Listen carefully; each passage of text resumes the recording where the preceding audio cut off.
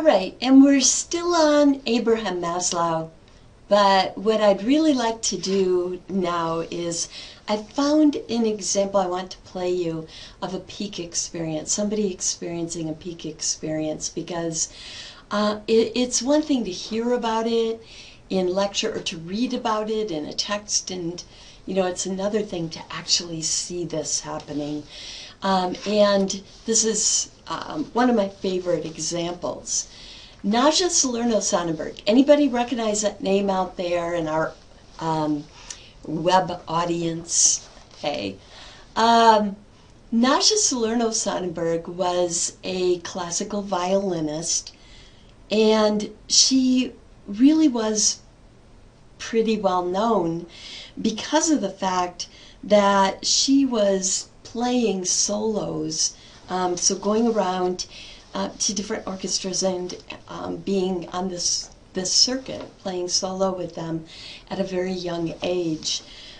For a violinist, she was, very young age to be working at that level.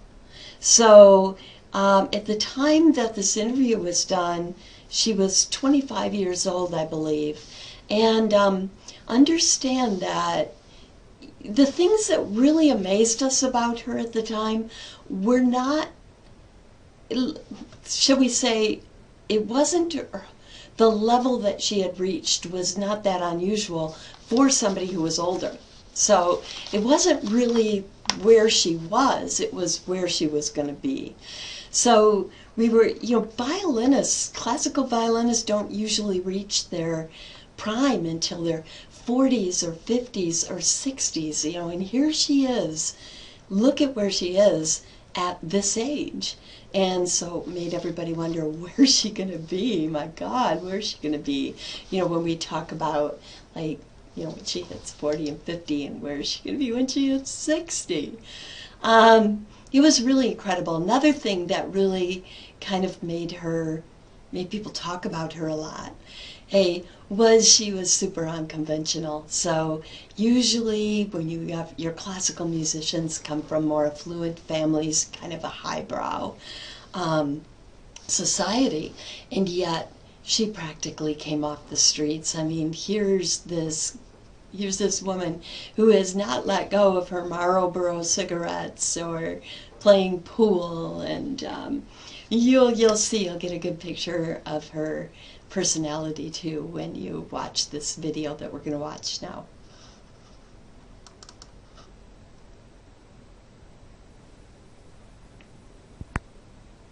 Salerno-Sonnenberg just might become the first. They say might because violin soloists often reach their prime in their 40s or 50s or even 60s. Naja's just 25. What she may lack in celebrity, she makes up for in intensity. She is Pete Rose with a fiddle.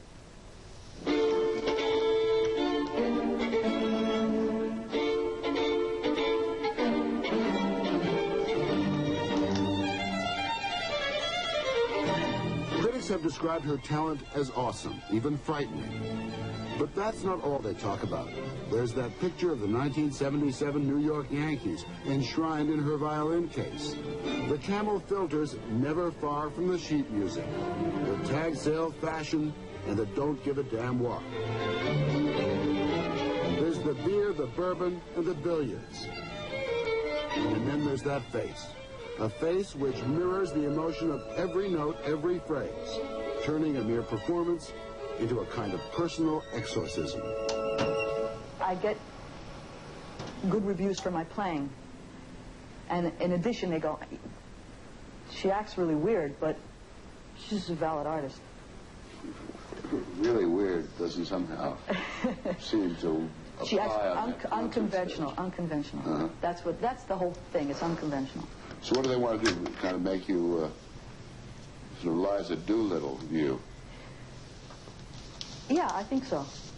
I feel possessed sometimes when I play. And I don't know what my right cheek is doing. I have really more important things to think about. You feel possessed?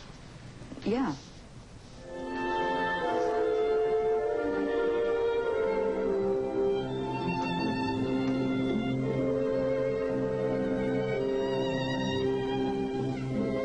sometimes in certain pieces, I cannot believe that this guy thought up this theme. Unbelievable. For example? Brahms Concerto. Now that's an intense piece.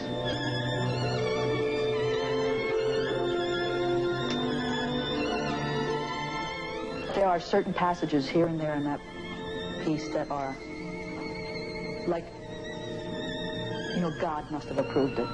It's unbelievable. And sometimes I start shaking, and sometimes I get all teary, and then my mascara runs down the hair, and it looks great. If I could find somebody I loved as much as I love that piece.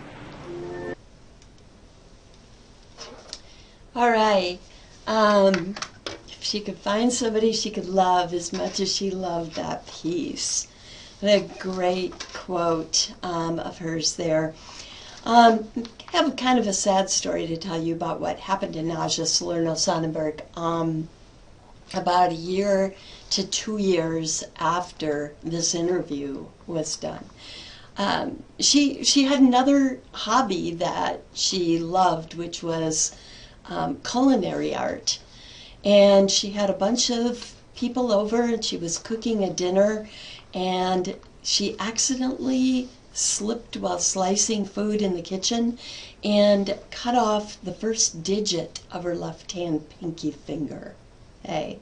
And although that ended her career as it was at the time, she has currently succeeded in teaching herself to play the frets of the violin with 4 fingers.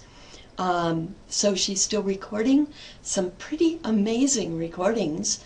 You can buy her CDs or download some of her music on the internet. Just look up Naja Salerno-Sonnenberg, and their name spelling is on top there. Right.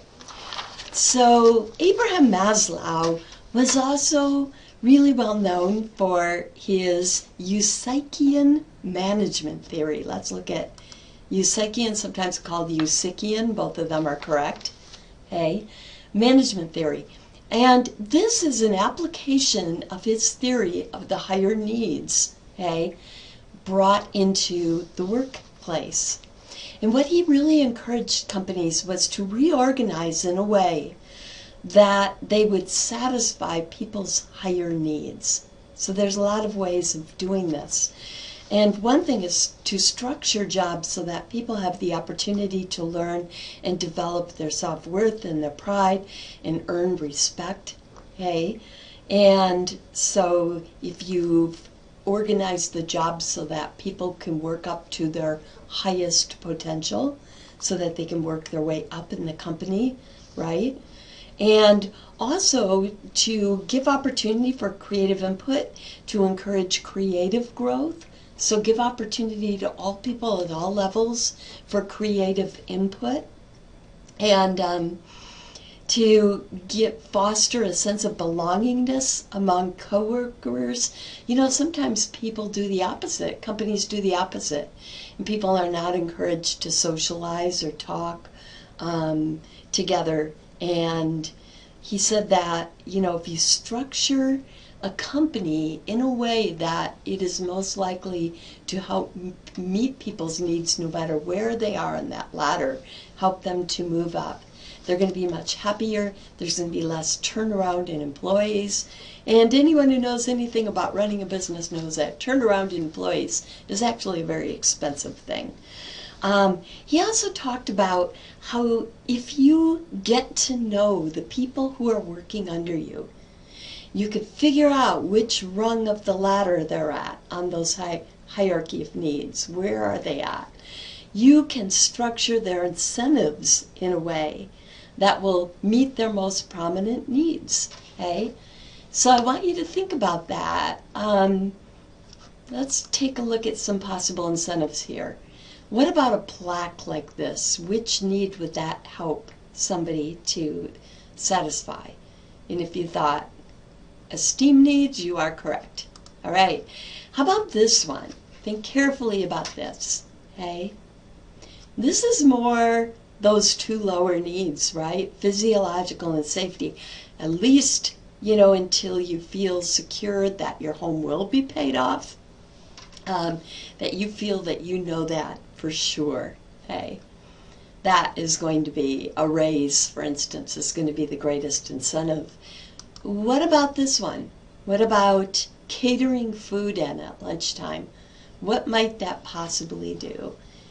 That might help people meet their social needs, right? Instead of, oh, eating over your work and over your computer keyboard, as I often do, and our tech people can say, you know, they pulled crumbs out of the keyboard.